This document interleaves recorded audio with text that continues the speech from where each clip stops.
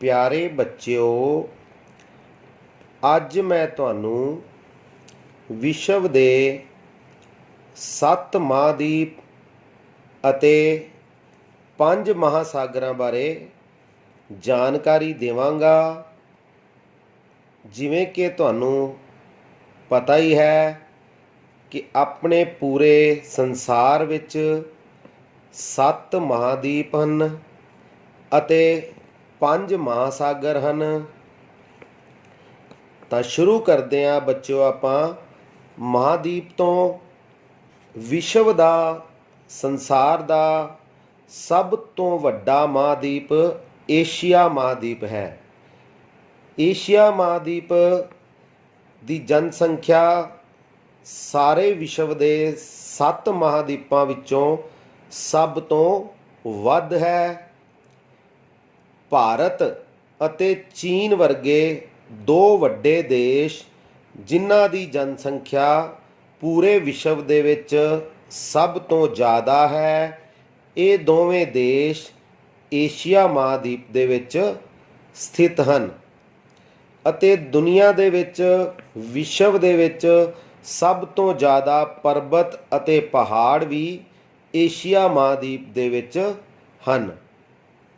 ਦੂਸਰਾ ਮਹਾਦੀਪ, ਸੰਸਾਰ ਦਾ ਸਭ ਤੋਂ ਵੱਡਾ ਦੂਸਰਾ ਮਹਾਦੀਪ ਹੈ ਅਫਰੀਕਾ, ਜਿਸ ਨੂੰ ਅੰਧ ਮਹਾਦੀਪ, ਕਾਲਾ ਮਹਾਦੀਪ ਵੀ ਕਿਹਾ ਜਾਂਦਾ ਹੈ। ਸੰਸਾਰ ਦੀਆਂ ਤਿੰਨੋਂ ਰੇਖਾਵਾਂ, ਭੂਮੱਧ ਰੇਖਾ, ਕਰਕ ਰੇਖਾ ਅਤੇ ਮਕਰ ਰੇਖਾ, ਇਹ ਤਿੰਨੋਂ ਹੀ ਰੇਖਾਵਾਂ ਅਫਰੀਕਾ ਮਹਾਦੀਪ ਦੇ ਵਿੱਚੋਂ ਗੁਜ਼ਰਦੀਆਂ ਹਨ। ਅਤੇ ਅਫਰੀਕਾ ਮਹਾਦੀਪ ਦੁਨੀਆ ਦਾ ਇੱਕ ਅਜਿਹਾ ਮਹਾਦੀਪ ਹੈ ਜਿੱਥੇ ਸਭ ਤੋਂ ਜ਼ਿਆਦਾ ਪਠਾਰ ਹਨ। ਤੀਸਰਾ ਮਹਾਦੀਪ, ਦੁਨੀਆ ਦਾ ਤੀਸਰਾ ਵੱਡਾ ਮਹਾਦੀਪ ਹੈ ਉੱਤਰੀ ਅਮਰੀਕਾ।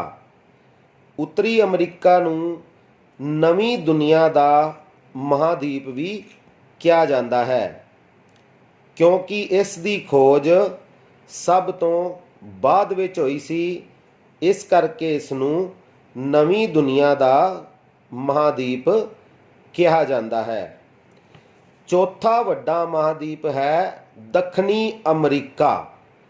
ਦੱਖਣੀ ਅਮਰੀਕਾ ਨੂੰ ਪੰਛੀਆਂ ਦਾ ਮਹਾਦੀਪ ਵੀ ਕਿਹਾ ਜਾਂਦਾ ਹੈ।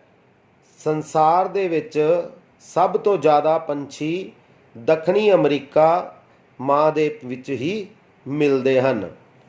ਦੁਨੀਆ ਦਾ 5ਵਾਂ ਵੱਡਾ ਮਹਾਦੀਪ ਹੈ ਅੰਟਾਰਕਟਿਕਾ ਮਹਾਦੀਪ। ਇਹ ਸਾਰਾ ਸਾਲ ਬਰਫ਼ ਨਾਲ ਢੱਕਿਆ ਰਹਿੰਦਾ ਹੈ, ਇਸ ਕਰਕੇ ਇਸ ਨੂੰ ਚਿੱਟਾ ਮਹਾਦੀਪ ਵੀ ਕਿਹਾ ਜਾਂਦਾ ਹੈ। ਅਤੇ ਇਸ ਨੂੰ ਵਿਗਿਆਨ ਨੂੰ, ਸਾਇੰਸ ਨੂੰ ਸਮਰਪਿਤ ਮਹਾਦੀਪ ਦੇ ਨਾਮ ਨਾਲ ਵੀ ਜਾਣਿਆ ਜਾਂਦਾ ਹੈ। ਦੁਨੀਆ ਦਾ 6ਵਾਂ ਵੱਡਾ ਮਹਾਦੀਪ ਹੈ ਯੂਰਪ। ਯੂਰਪ ਇੱਕ ਅਜਿਹਾ ਮਹਾਦੀਪ ਹੈ ਜਿੱਥੇ ਸੰਘਣੀ ਵਸੋਂ ਹੈ ਅਤੇ ਇਹ ਸਭ ਤੋਂ ਜ਼ਿਆਦਾ ਵਿਕਸਿਤ ਮਹਾਦੀਪ ਹੈ। ਇਸ ਮਹਾਦੀਪ ਦੇ ਵਿੱਚ ਕੋਈ ਵੀ ਮਾਰੂਥਲ ਨਹੀਂ ਹੈ। ਦੁਨੀਆ ਦਾ 7ਵਾਂ ਵੱਡਾ ਮਹਾਦੀਪ ਹੈ ਆਸਟ੍ਰੇਲੀਆ। ਆਸਟ੍ਰੇਲੀਆ ਨੂੰ ਦੁਨੀਆ ਦੇ ਵਿੱਚ ਪਿਆਸੀ ਭੂਮੀ ਦੇ ਦੇਸ਼ ਵਜੋਂ ਵੀ ਜਾਣਿਆ ਜਾਂਦਾ ਹੈ। ਇਸ ਮਹਾਦੀਪ ਦੇ ਆਲੇ ਦੁਆਲੇ ਪਾਣੀ ਹੀ ਪਾਣੀ ਹੈ, ਇਸ ਕਰਕੇ ਇਸ ਨੂੰ ਸਭ ਤੋਂ ਛੋਟਾ ਮਹਾਦੀਪ ਕਿਹਾ ਜਾਂਦਾ ਹੈ। ਅਤੇ ਸੰਸਾਰ ਦਾ ਸਭ ਤੋਂ ਵੱਡਾ ਟਾਪੂ ਵੀ ਇਸ ਨੂੰ ਹੀ ਕਿਹਾ ਜਾਂਦਾ ਹੈ। ਹੁਣ ਪੜ੍ਹਦੇ ਹਾਂ ਬੱਚਿਓ ਆਪਾਂ ਦੁਨੀਆ ਦੇ 5 ਮਹਾਸਾਗਰਾਂ ਬਾਰੇ। ਦੁਨੀਆ ਦਾ ਸਭ ਤੋਂ ਵੱਡਾ ਮਹਾਸਾਗਰ ਹੈ ਪੈਸੀਫਿਕ ਓਸ਼ਨ, ਯਾਨੀ ਕਿ ਸ਼ਾਂਤ ਮਹਾਸਾਗਰ। ਇਹ ਦੁਨੀਆ ਦਾ ਸਭ ਤੋਂ ਵੱਡਾ ਮਹਾਸਾਗਰ ਹੈ ਔਰ ਸੰਸਾਰ ਦੀ ਸਭ ਤੋਂ ਡੂੰਘੀ ਖਾਈ, ਜਿਸ ਨੂੰ ਮੈਰੀਨਾ ਖਾਈ ਕਿਹਾ ਜਾਂਦਾ ਹੈ, ਉਹ ਵੀ ਇਸੇ ਮਹਾਸਾਗਰ ਦੇ ਵਿੱਚ ਹੈ। दूसरे नंबर वाला महासागर है अटलांटिक महासागर, जिस ਨੂੰ ਅੰਧ महासागर ਦੇ ਨਾਮ ਨਾਲ ਵੀ ਜਾਣਿਆ ਜਾਂਦਾ ਹੈ। ਇਹ महासागर अंग्रेजी ਦੇ ਅੱਖਰ ਐਸ ਵਰਗਾ ਦਿਖਾਈ ਦਿੰਦਾ ਹੈ ਅਤੇ ਸੰਸਾਰ ਦੀ ਸਭ ਤੋਂ ਵੱਧ ਆਵਾਜਾਈ, ਸਾਗਰੀ ਆਵਾਜਾਈ ਇਸੇ महासागर ਦੇ ਰਾਹੀਂ ਹੁੰਦੀ ਹੈ। तीसरा महासागर है हिंद महासागर, इंडियन ओशन। ये इक्को एक महासागर है जिस दा नाम किसी देश के नाम ते रखा गया है, जिमें कि हिंदुस्तान। चौथा महासागर है दक्षिणी महासागर, ਜਾਂ ਇਸ ਨੂੰ अंटार्कटिक महासागर भी ਕਿਹਾ ਜਾਂਦਾ ਹੈ।